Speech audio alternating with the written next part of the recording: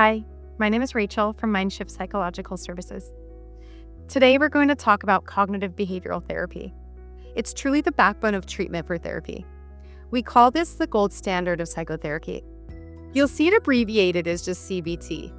If we break it down, the name cognitive behavioral therapy gives us a pretty good idea of what it's about. CBT is a type of psychotherapy that deals with our thoughts. That's the cognitive part of the name. And our behaviors, which is of course the behavioral part of the name. CBT has been thoroughly researched and found to be an effective treatment for all sorts of disorders and just all-around life issues, to be honest. To mention just a few though, there's depression, anxiety, trauma, phobias, addictions, eating disorders, even insomnia, and I can go on, but we get the point. Changing the thoughts and thus effects are long-lasting, and that can be pretty life-changing. All right, let's talk about the theory of all of this. CBT is based on the idea that our thoughts affect our feelings and our behaviors. Something happens to us. We use thoughts to interpret the events in our lives, which, by the way, can happen so fast that we definitely don't always notice this happening. Then, that's right, we react to our thoughts with emotions and behaviors. Here's a quick example for you. You call a friend and they don't answer. Now, two different people could have two different thoughts about the same situation.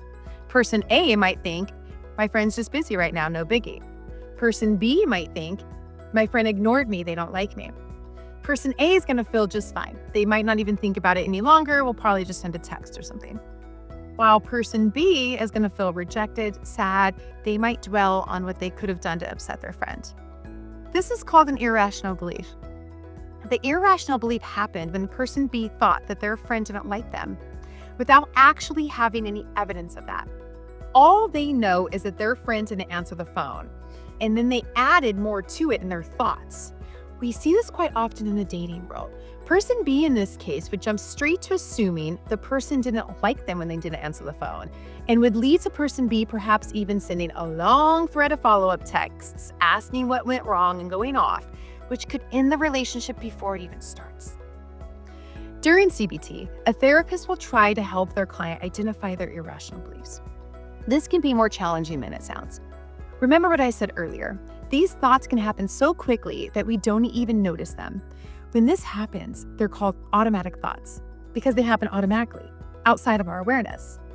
Next, the therapist will help the client in challenging their irrational beliefs. This doesn't mean they're simply trying to turn all their thoughts into positive and happy ones. Though that would be nice and always an end-game goal in life when plausible, but it has to happen authentically, and I'll continue to tell you how we get there. Okay, but anyhow, it means making them less negative and a bit less irrational. Usually, when a client is able to do this, they come back reporting feeling better each time.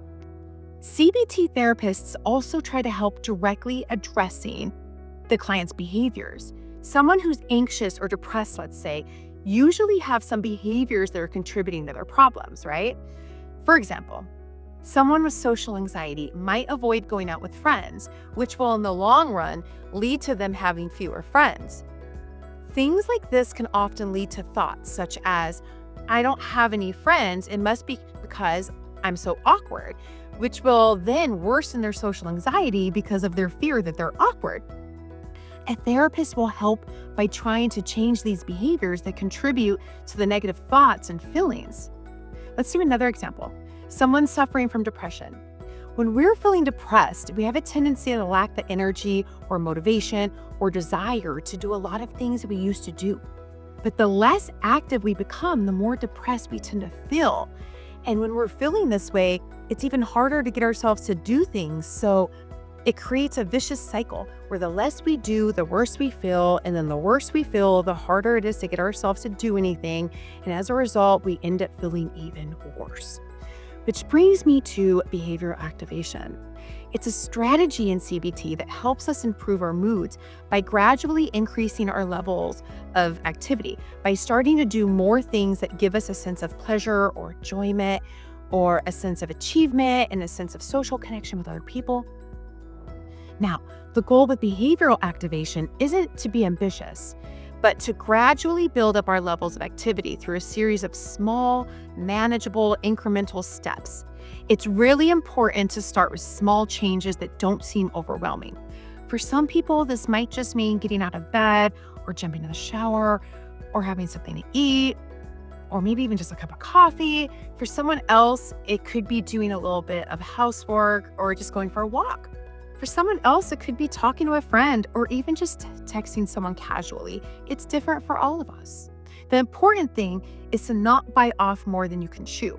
Start with the smallest steps possible and try not to beat yourself up for needing to take such small steps compared to what you used to be able to do. When we're depressed, any amount of increased activity will help us feel a little bit better each time. Trust me. This is where I like to use the Greek goddess of victory, Nike, and the so simple Nike slogan, just do it, and encourage you to just simply do it. In other words, don't overthink it. Just get up and do it. Now, let's take a look at how our thoughts have a huge impact on how we feel, and in turn, how we feel has a huge impact on the type of thoughts that we have. There's a close relationship between negative thoughts and depression, especially the automatic negative thoughts that pop right into our heads without any warning or care. They lead us right into depression. And when we're already depressed, we can experience a constant barrage of automatic negative thoughts that leave us even more depressed. And as long as this vicious cycle continues, it can be extremely difficult to start to feel better. The basic premise of cognitive behavioral therapy, which is considered one of the most effective treatments for depression, is that when we change the way we think, by reframing our thoughts, we change the way we feel to be less negative. This is called cognitive restructuring.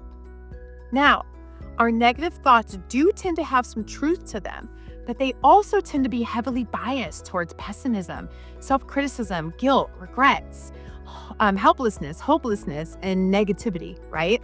In general, the key to cognitive restructuring is to challenge the accuracy of our negative thoughts and then modify these thoughts so they present a more balanced perspective. Remember, we're not just simply trying to replace negative thoughts with positive thinking that's equally biased in the opposite direction. We're simply trying to look at the bigger picture and see that there are other ways of looking at the same things that aren't so negatively biased.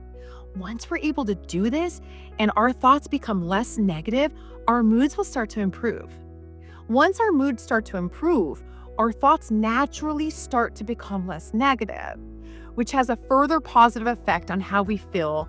And so we end up reversing this vicious cycle between our thoughts and the way that we're feeling, and we start a virtuous cycle that moves us in a positive direction now instead of trying to change the content of our thoughts.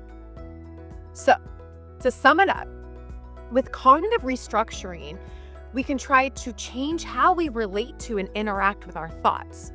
Thoughts are popping in and out of our heads all the time, and most of our thoughts aren't that important, and we're often not even aware that we're having them. But when a thought has an emotional pull to it, we tend to take notice, especially if it reinforces how we're already feeling. So when we're depressed and have a negative thought, it grabs our attention. Okay, one final big question everyone always asks: why do some people have these irrational negative thoughts while others don't? Why did person A think that their friend was busy while person B thought that their friend must be upset with them? One explanation is that everyone has different core beliefs. These are the beliefs that we hold at our core of who we are that shape how we see the world. Imagine our beliefs as a lens. Everyone has a slightly different shade.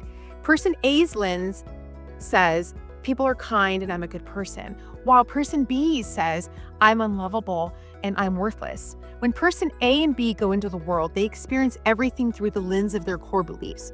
Oftentimes, these beliefs can be negative and self-defeating.